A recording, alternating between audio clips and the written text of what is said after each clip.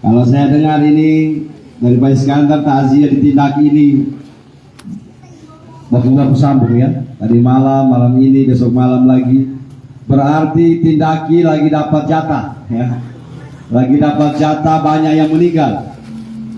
Yang biasanya ini kalau di Parigi ini yang sering begini pelawak ya. Kalau pelawak itu kalau sudah satu berdiri ada bendera putih, oh dia jejer ke sana. 1 bulan 2 bulan istirahat, 1 bulan istirahat mulai lagi ya. Saya kurang tahu kenapa di pelawak begitu ya. Saya ini paling sering kalau ada acara duga di pelawak sering sekali datang di sana.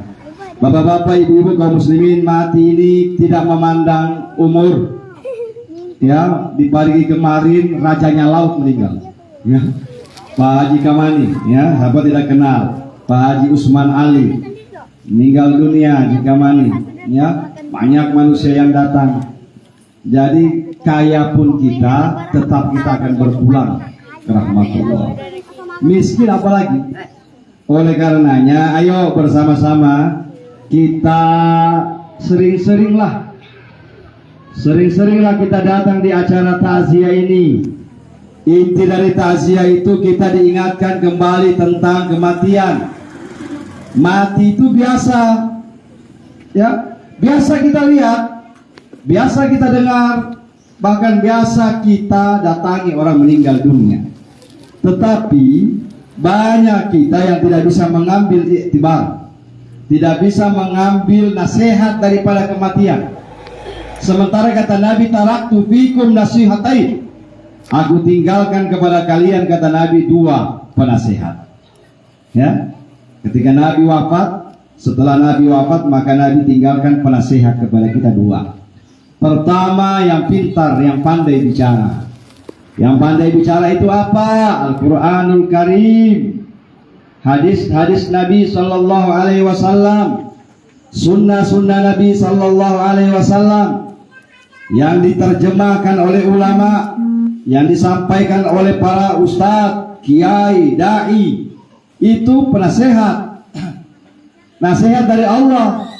Orang yang ceramah ini bukan berarti dia penasehat. Kami yang berceramah cuma menyampaikan nasihat dari Allah. Mulut kami ini cuma dipergunakan untuk menyampaikan, bukan kami yang menasehati. Karena kami juga ini belum tentu sempurna. Ustadz juga belum tentu lepas dari dosa. Semua kita ini sama. Cuma kebetulan Allah berikan amanah menyampaikan ini. Nabi diberikan amanah oleh Allah menyampaikan kepada umatnya. Setelah Nabi wafat, maka dilanjutkanlah oleh para ulama. Maka Nabi mengatakan, al ulama'u warasatul anbiya. Ulama itu adalah pewarisnya Nabi. Maka kenapa kita hargai ulama? Kita hargai kiai, kita hargai habib, kita hargai syekh, kita hargai ustadz. Karena menghargai mereka, mereka adalah pewaris Nabi Sallallahu Alaihi Wasallam. Bapak-bapak, ibu-ibu, kalau penasehat yang pandai bicara ini tidak lagi didengar, banyak orang yang ketika dengar ceramah masuk telinga kanan, keluar telinga kiri. Masih bagus kalau masuk di telinga. Ada juga yang tidak masuk sama sekali. Orang ceramah, dia berceramah juga di belakang, ya. Ini artinya tidak masuk sama sekali. Maka Allah akan berikan kita pada penasehat yang tidak tahu bicara, tidak tahu bapak-bapak ibu. Tetapi kalau orang lihat nasihat ini, pasti dia akan sadar. Seburuk apapun orang, banyak dosa bagaimanapun, sepreman-premannya orang, paling nakalnya manusia, kalau dia dapat penasehat ini, maka dia akan sadar. Cuma mungkin malu dia ungkapkan. Orang-orang yang banyak preman-preman nakal, tiba-tiba sadar ketika dia melihat anaknya meninggal dunia, istrinya ketika meninggal dunia, dia saksikan, ya, akhirnya dia sadar. Inilah penasehat yang tidak tahu bicara, bapak-bapak, ibu-ibu. Cuma kita pasti sadar. Semua kita ini bapak-bapak, ibu-ibu. Kalau lihat orang mati, apalagi orang yang meninggal dunia ini, kita punya orang yang paling kita cintai, orang tua kita, mama kita. Baguslah ketika orang tua meninggal kita ada di situ. Banyak survei anak-anak yang jahat sama orang tua, anak-anak ketika hidupnya durhaka sama orang tua, jarang mendapat orang tua meninggal. Jarang. Yang paling sering itu biasa saja itu. Anak-anak yang paling badengar, yang sering ikhlas sama orang tuanya, itu yang dapat orang tuanya meninggal dunia. Ada saja alasan, tiba-tiba saya mau ke sana dulu, mau pergi beli rokok, saya mau ke sana dulu, kau jaga dulu di sini, saya tidak lama ke sana. Pulang kemarin sudah tidak ada orang tua. Banyak kejadian begitu. Maka kita di acara-acara takziah seperti ini selalu diingatkan. Satu, kita ini mau mati. Umur kita di dunia ini terbatas. Bagaimana terbatasnya Ustadz? Kita ini, kata Imam Ghazali, bagaikan seorang nelayan, seorang penyelam. Kita oleh Tuhan kita, oleh bos kita, majikan kita, kita diberikan bekal. Bekal kita itu tabung. Dia bilang tak pakai tabung pernapasan. Saya kasih kau tabung, kau menyelam sampai ke dasar sana, cari mutiara di dasar lautan sana. Kita bilang siap. Dikasihlah kita tabung tadi itu. Tapi begitu kita terjun ke dasar lautan, terjun ke laut, belum sampai di dasar, kita sudah lihat pemandangan ikan-ikan, karang-karang yang bagus. Kita sudah bermain-main di situ, melihat-lihat ikan, melihat-lihat karang. Lupa kita turun sampai ke dasar. Padahal tujuan utama kita itu disuruh ke dasar laut sana. Tetapi karena terpesona dengan pemandangan-pemandangan ini, kita lupa. Akhirnya apa bapak-bapak, ibu-ibu? Tiba-tiba isyarat bahwa kita punya tabung sudah mau habis. Belum sempat kita ke dasar, tabung oksigen kita sudah mau selesai. Banyak begitu. Jadi kita punya majikan kita siapa? Allah. Kita ini budaknya Allah. Apa yang Allah mau kita ikut. Allah bilang A, Allah bilang B. Kita ini budak. Budaknya Allah, bukan budaknya manusia. Sesama manusia tidak boleh saling memperbudak. Bahkan Islam agama yang melarang perbudakan. Ya, tidak ada budak dalam agama kita. Kita semua sama rata di sisi Allah. Mau miskinkah dia, mau kerajaanmu dari raja apapun dia, ya, kayanya pun tidak ada. Kita ini sama di sisi Allah Subhanahu wa taala. Maka kita ini cuma hambanya Allah Subhanahu wa taala. Majikan kita Allah. Lalu apa itu tabung gas? Tabung oksigen. Tabung oksigen itu adalah umur kita, jatah umur kita. Kita disuruh oleh Allah terjun ke dunia, berbuat baik, berbuat amal baik. Tetapi kita begitu sampai di dunia, kita tidak berbuat baik, Bapak Ibu. Kita terpesona dengan dunia. Dunia sekarang ini Masya Allah. Ya, apalagi sekarang ini dunia bukan zaman dunia seperti dulu. Kalau zaman dunia kita dulu, ibu-ibu, orang tua, beda dengan zaman ini. Maka dakwah, pendidikan, semuanya mengikuti zaman. Zaman dulu belum ada lampu. Saya masih ingat, saya SD itu tahun 1980-an, paling belum ada PLN. Ya, kita sana di Masihi, di Al-Herat itu cuma pakai lampu yang Petromax, ya.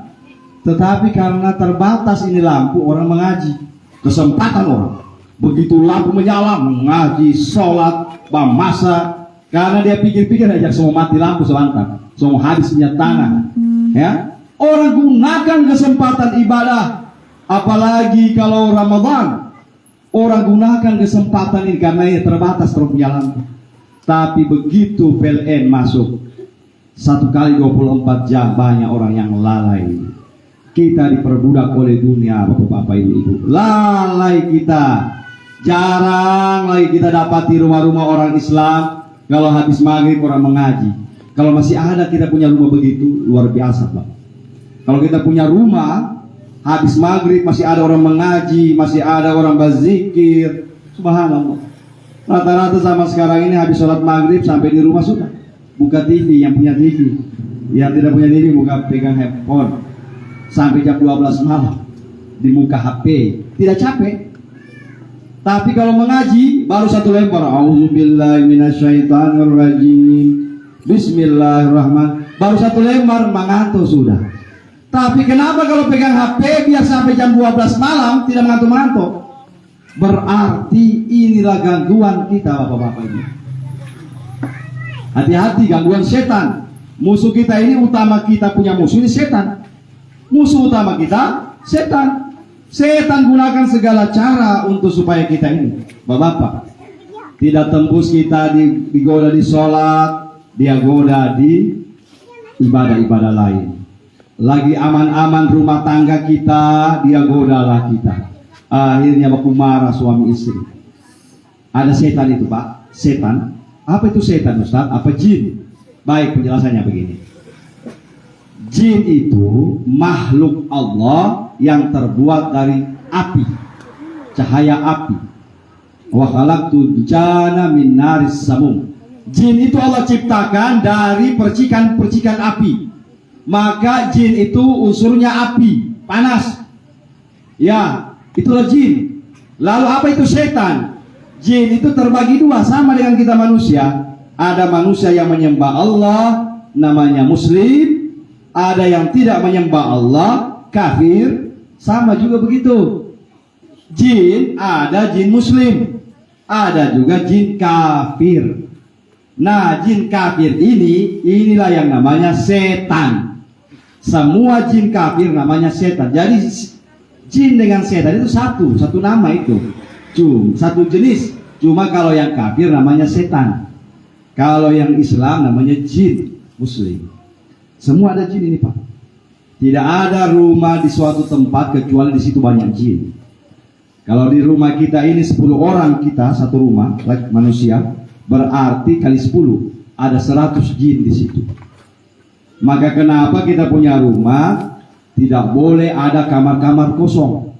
Sekarang orang bikin rumah lomba-lomba bikin kamar, masih banyak-banyak kamar. Baru ditempati cuma 2 kamar.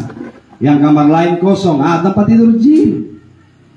Maka kalau kita punya rumah kosong itu usahakan dibuka. Ada 1 kamar khusus sholat, ada 1 kamar khusus pertemuan, apa semua. Pokoknya jangan sampai kosong. Karena jin ada di rumah kita itu banyak sekali. Belum lagi jin dari luar. Yang viral lagi, coba buka-buka Facebook. Yang viral sekarang di Parigi ini apa? Pencurian kehilangan uang misterius. Itu di Kota Parigi. Bahannya sudah yang status. Maka tadi malam saya bikin satu video menjelaskan tentang itu. Apa itu? Tuyul. Itu bukan cuma di film ini, Bapak Kepala. Bukan cuma di film, di Parigi ada. Bayangkan Pak, uang dihitung dengan istri. Sebelum tidur hitung doi dengan istri. Baru taruh 2 itu di bawah kepala. Istri samping. Begitu bangun pagi, so kurang uang. Baku tuduh, siapa yang mencuri? Cuma orang 2 di sini. Istri bilang, kau barang kan? Tidak saya, kau barang. Ternyata Pak, misterius. Apakah benar ada pencurian jin? Tuyul itu, apa itu tuyul? Tuyul itu jin, bapak-bapak, ibu-ibu. Dari kalangan setan. Benar ada. Ya, memang tugasnya itu Allah, tugasnya itu mencuri. Hati-hati sekarang ini. Di Parigi itu banyak yang kehilangan, melapor, telepon Ustaz. Tuyul bagaimana, banyak sudah tuyul. Ada yang biar tuyul sekarang. Peternakan tuyul. La ilaha illallah Muhammad Rasulullah. Mau kaya, tapi mau cepat. Na'udzubillah min zalik. Orang-orang yang piara tuyul bekerja sama dengan jin, dosanya na'udzubillah. Ya, jadi saya kasih tahu cara tips itu untuk menghindari tuyul. Pertama, hidupkan rumah dengan ibadah. Kalau kita sholat wajib di masjid, usahakan ada sholat di rumah. Entah sholat duha, sholat qabliyah ba'diyah di rumah, sholat witir, tahajud. Yang penting rumah itu dipakai sholat. Kemudian pakai mengaji rumah. Selanjutnya yang lebih khusus lagi diajarkan oleh ulama cara menangkal itu agar terhindar dari gangguan jin, pencurian, kebakaran rumah. Ada amalan-amalannya. Amalan itu yang dibaca bapak-bapak ibu-ibu adalah surah Al-Baqarah. Surah Al-Baqarah itu mulai dari juz 1, juz 2, masuk juz setengah. 2 juz setengah. Dibaca 1 kali duduk. Kalau bilang banyak Ustaz, 1 kali duduk. Ya, paling lama 1 jam habis. Kita baca minimal 1 kali dalam seumur hidup kita ini baca surah Al-Baqarah di rumah. Kalau ada tiang rumah, orang bilang tiang raja, di bawah tiang raja itu dibacakan itu, ya, dibacakan dan niatkan, ya Allah lindungi kita punya rumah ini, ya, lindungi dari tuyul. Kalau cuma pencuri asli, orang dengar bapak-bapak ibu-ibu. Kalau cuma pencuri manusia, waduh, kita ini apalagi. Tetapi yang berbahaya ini tuyul dan bayul, tuyul, babi ngepet dan lain-lain sebagai bahaya bapak-bapak ini. Ini orang sudah kerjasama dengan jin. Maka tingkatkan iman kita kepada Allah. Berikutnya yang dibaca kalau tidak mampu surah Al-Baqarah, maka baca pertama oleh ulama supaya rumah kita aman, satu, baca ayatul kursi. Allahu la ilaha illallah sebelum tidur. Kemudian setelah ayat kursi disambung 3 kul. Ada yang saya ajar, baca 3 kul. Sudah Ustaz. Cepat sekali. Tidak sudah tadi saya bilang 3 kul. Pantas cepat. Baru saya bilang baca 3 kul, baca. Sudah. Wah, bagaimana sudah? 3 kul itu kul huwallahu ahad, kul a'udzu birabbil falaq, kul a'udzu birabbin nas. Kalau dia sebut 4 kul berarti kul ya ayyuhal kafirun. Tetapi rata-rata 3 kul. Kul huwallahu ahad, kul a'udzu birabbil falaq, kul a'udzu birabbin nas. Ayat kursi duluan tadi, baca sebelum tidur. Insyaallah Allah amankan. Kenapa? Ya seperti saya sampaikan. Setan ini tidak dia upayakan supaya orang sampai lari. Dia mau cari teman ke neraka. Dia tidak mau sendiri di neraka. Maka dia upayakanlah dia punya pasukannya. Besar pasukannya, Pak. Setiap hari mereka apel sama dengan kita upacara. Kalau hari Senin sama dengan polisi militer ada apel siaga. Begitu juga setan. Mulai melapor satu-satu. Pimpinannya setan siapa namanya? Pimpinannya setan namanya iblis.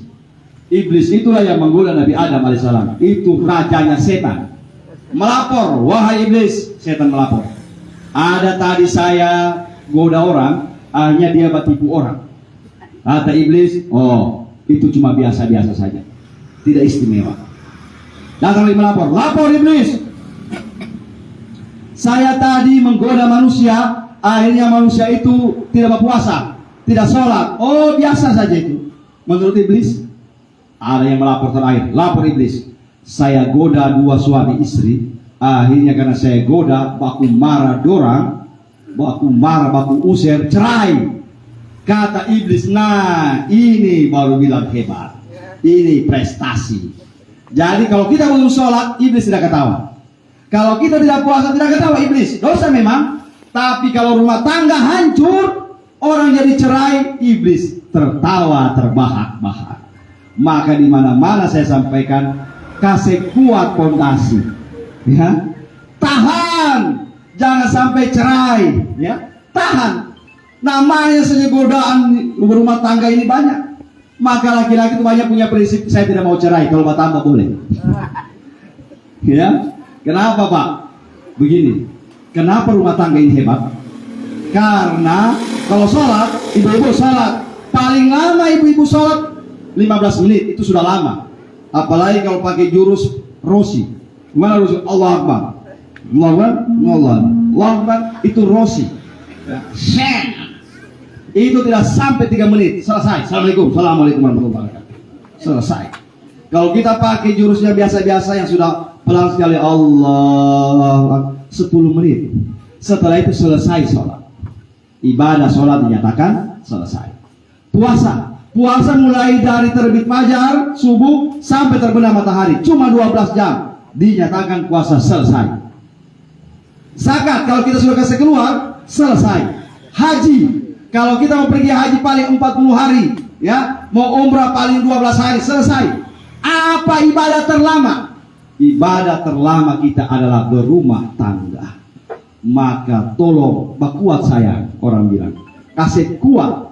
Karena kalau rumah tangga, ibu-ibu bikin sayur untuk suami, dihitung bertasbih sama Allah. Bayangkan Bu, ini bak sayur ini, ibu bak PT sayur, bak iris-iris bawang, dihitung oleh Allah bertasbih kepada Allah. Asal ibu ikhlas. Kemudian ibu mencuci baju suami, ibu mencuci baju suami, maka dihitung berzikir kepada Allah. Apalagi kalau suami pulang dari kerja bawa senyum, ya. Assalamualaikum, wah dengan senyuman disambut suami, masya Allah. Ini tidak, baru buka pintu suami malu, stop. Tiada harapan. Allah, ya. Tapi bukan ibu-ibu di sini, sana jauh, mau toh. Kalau ibu-ibu di sini aman, ya. Tiada doi, ada doi suami di saya. Tiada doi, berbahaya bapak ibu-ibu. Rumah tangga sekarang ini, aduh. Maka saya heran sekarang ini, ketika sudah mau puasa, berlomba-lomba orang kasih kawin anak. Dia bilang dia bilang hari baik. Hari baik itu baik semua. Cuma kenapa kamu kalau puasa rame-rame kasih kawin orang, kasih kawin anak? Baru dia tidak ajar anaknya. Tidak diajar apa? Tidak diajar bagaimana tata cara supaya berjuru. Ya, cuma asal kasih kawin saja anak. Berdosa, siapa yang tanggung? Orang tuanya. Apalagi walinya, ya. Maka sebelum menikah dipanggil itu anak-anak, nah, kamu menikah bukan kayak zamannya papa, belum ada HP. Kamu punya pernikahan sekarang zaman HP. Hati-hati nak, ya. Banyak orang ini sekarang cerai gara-gara apa? HP, SMS, WA dari hari, tahu dari mana sih? Ya? Maka dikasih tahu harus kuat, insya Allah, bapak-bapak ibu-ibu. Pernikahan itu yang resminya. Kita sekarang yang bingungnya di mana? Menikah resmi, menikah di KUA, ada buku nikah, ada buku nikah, disaksikan oleh orang banyak, pemerintah, aparat, tuan kampung, orang tua kampung, rame-rame dibikin. Tapi herannya, ketika mereka cerai cuma lewat WA. Saya suka lewat cerai gitu. Tidak sah itu, tidak sah. Biar mau 1000 kali kan bilang WA, carai, tidak dipakai. Jadi sekarang suami kalau mau carai, bilang langsung, sini. Mana saksi? Dua orang, saya cerai, saya talak kau. Kalau ada yang dengar, itu baru sah. Kemudian sah secara agama, tapi tidak sah secara hukum Indonesia. Hukum pemerintah menikah di KUA harus diputuskan di pengadilan agama. Ya, saya ini pegawai Kementerian Agama, jadi juga sampaikan juga supaya masyarakat paham. Sekarang ini mana istri? Susah cerai. Cepat. Saya WA dia. Saya bilang sudah cerai. Allahu Akbar. Menangis bapakmu. Capek sakit-sakit ke belakangnya bapakmu kasih kawin kau ini. Ya, sampai jual sapi, jual sawah kasih kawin ngana. Begitu kawin bosan, kamu kira perempuan cuma macam pakaiannya digantung, bosan sudah dibuka lagi. La ilaha illallah. Maka bapak-bapak ini juga sekitar. Saya bukan main berceramah. Ini orang-orang tua saya ini sudah puluhan tahun menikah. Saya baru 18 tahun menikah. Yang sudah tua-tua lebih paham. Cuma yang saya ingin sampaikan, anak-anak kita sekarang ini kalau ingin dinikahkan, ditatar, ditatar betul. Tidak usah urusan panai. Sekarang ini kalau bilang mau kawin, mana kopi calon? Dulu sih, berapa? Itu pertanyaan ulang pertama. Astagfirullah. Dia tanya, kau Islam nak? Islam saya. Kau sembahyang nak? Sembahyang saya, alhamdulillah. Jarang orang tua calon mertua begitu. Yang pertama, kau kerja apa? Kau kasih makan apa saya punya anak? Bastel dia bilang, saya pengen sarjana kau tahu? Ya, berapa? Kalau cuma 30 juta, itu apa 30 juta? Astagfirullahaladzim. Maka kenapa sekarang ini banyak laki-laki gagal kawin? Alhamdulillah gagal menikah. Kenapa belum menikah seumur? Aduh Ustaz, dia uang panai. Allahu Akbar, panai. Kenapa ini panai? Zaman dulu dia panai ya. Kenapa sumpah iko ini? Soal 300 juta. Sana uang muka foto. Bakuliah Karena pernikahan ini kata Rasulullah yang paling kecil dia punya biaya itu yang paling berkah. Bukan berarti kita punya anak murah. Tidak. Banyak. Kalau seandainya kita punya uang 200 juta, berapa uang nak? 200 juta sudah 100 juta saja. 100 juta kau pakai modal setelah menikah. Ini tidak. Pandai 200 juta. Habis menikah minta uang sama papanya. Ya lagi doi. Kasih modal dulu. ini dulu, pulang balik dulu. Nah, uzubillah min zalik. Bapak-bapak, ibu-ibu kaum muslimin muslimat yang dirahmati Allah. Mudah-mudahan ya. Itu yang pertama. Yang kedua, yang penjelasan kita pada malam hari ini. Kita upayakan jangan sampai kita ini digoda setan. Godaan setan ini banyak dari semua sisi. Yang berikutnya, musuh utama kita adalah maksiat. Kalau kita sudah hindari maksiat, insya Allah selamat. Maksiat yang paling nampak sekarang ini adalah maksiat anak-anak kita. Ya, anak-anak kita, coba kita lihat, kita punya anak. Anak itu kalau sudah balik, mana balik? Alamatul bulugi salah satu. Alamat balik itu 3. Ya, gagi tamamu khamsa asara sanatan fi zakari wal unsa arba'ata asyara. Genap umurnya 15 tahun bagi laki-laki maupun perempuan. Kalau perempuan sudah haid, kalau laki-laki sudah ihtilam. Apa itu? Mimpi. Bukan mimpi basah, mimpi kering, mimpi basah. Sejak itu ibu-ibu panggil ibu-ibu punya anak. Makanya ada di suku Gorontalo itu, kalau orang Gorontalo di beat, ya. Begitu sudah anak-anak sudah mulai haid, di beat sudah. Kau sekarang sudah dewasa, sudah haid. Kau harus sholat. Kapan kau tidak sholat, kau berdosa. Ya, mulai sekarang kau sudah haid, tidak boleh lagi tidur dengan papa. Ya, karena setan ini, Pak, pintar. Anak-anak kita punya anak-anak dewa perempuan itu kalau sudah haid, jangan sebagai celana puntung, jangan sebagai seksi. Oh, cuma papanya juga. Betul. Sekarang dan terbukti, coba nonton dari sekitar kita, banyak anak-anak hamil oleh bapaknya sendiri. Na'udzubillah misalnya. Banyak di Paris berapa kali kejadiannya. Na'udzubillah. Makanya orang tua perempuan waspada ketika anaknya sudah haid, kasih pisah kamarnya. Apa? Wafariquhunna bil madaji. Dalam Al-Quran, kalau anak-anak sudah dewasa tidak boleh tidur dengan orang tua. Tidak boleh. Tidak boleh lagi tidur sama-sama dengan orang tua ketika mereka sudah ihtilam. Yang dijaga seperti ini, bapak-bapak, ibu-ibu. Na'udzubillah, ya. Setan, saya bilang seperti saya sampaikan di awal, setan ini jago sekali. Ya, mudah-mudahan. Yang utama, yang kedua, kita punya anak-anak sekarang ini begitu dia sudah haid, sudah mimpi basah, sudah dewasa, pertama harus sholat.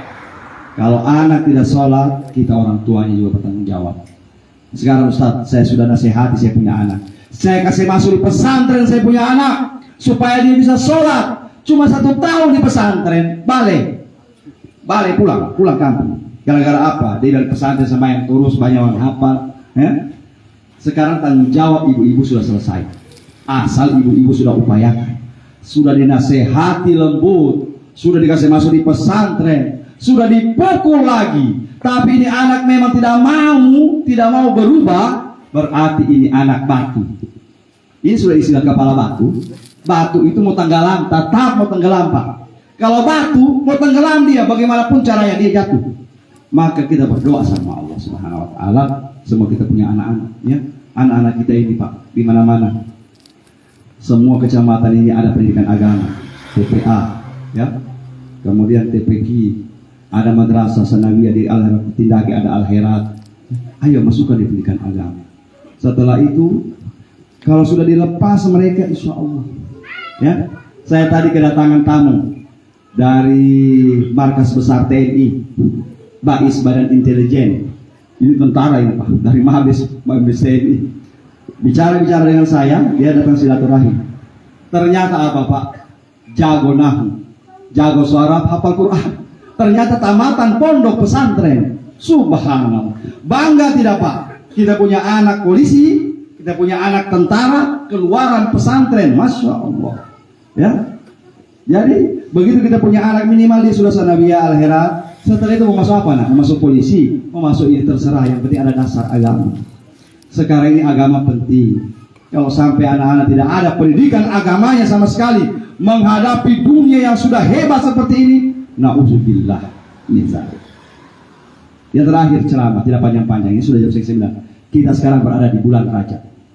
Bulan Rajab itu Rajab Syahrullah. Rajab itu adalah bulannya Allah. Kita ini bulan Rajab. Wa Sya'ban syahru syahri. Bulan Sya'ban itu adalah bulanku, kata Nabi.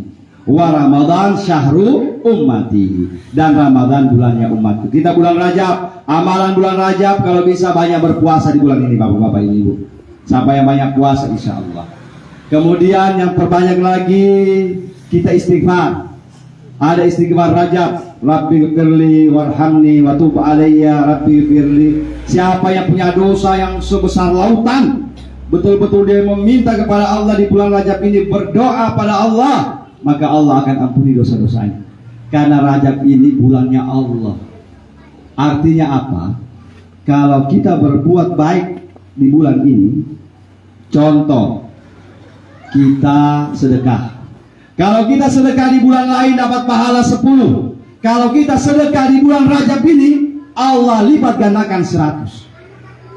Sholat sunnah mungkin pahalanya cuma 100. Kalau kita sholat sunnah di bulan ini, Allah bikin 1000. Tapi begitu juga sebaliknya Pak. Kalau kita buat dosa di bulan ini, dia punya dosa berlipat ganda juga. Satu kali berbohong, dosanya 100. Tapi berbohong bulan ini 1000 terima. Ini bulan Rajab, bulannya Allah.